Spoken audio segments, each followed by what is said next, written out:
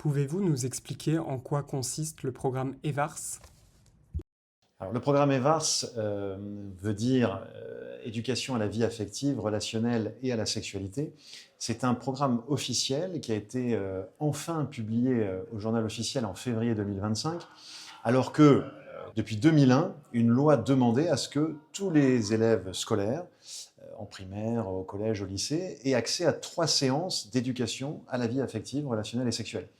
Cette loi de 2001 n'était pas assez bien appliquée, très peu de scolaires bénéficiaient de ces séances, et depuis février 2025, enfin, un programme officiel a été publié et l'éducation nationale a bien compris qu'il fallait désormais appliquer non seulement la loi, mais aussi le programme.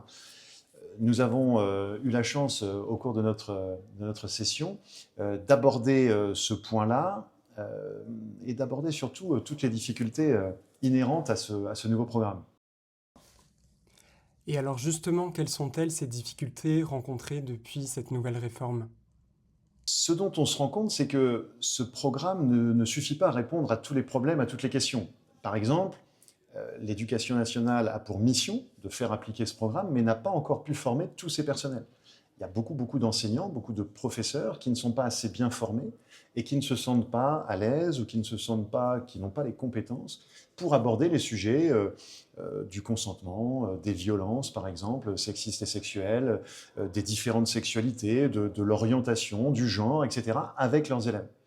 Euh, Nous avons échangé au cours de la session avec des structures qui ont l'habitude d'aller travailler dans les milieux scolaires et qui nous ont fait part de leur expérience, de leur motivation pour aller rencontrer les plus jeunes et apporter toutes ces notions aux scolaires, mais aussi des difficultés et des blocages rencontrés avec l'éducation nationale qui parfois a du mal à collaborer, à faire entrer des structures comme ça extérieures au sein des établissements. Alors on a parlé au cours de la session du fait notamment que les structures, les associations doivent être agréées pour pouvoir intervenir en milieu scolaire. Est-ce que ça fait partie des freins?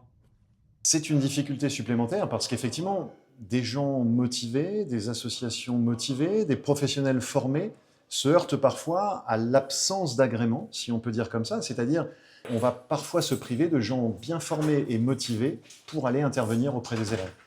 Quels seraient les leviers ou les pistes d'amélioration pour les années à venir?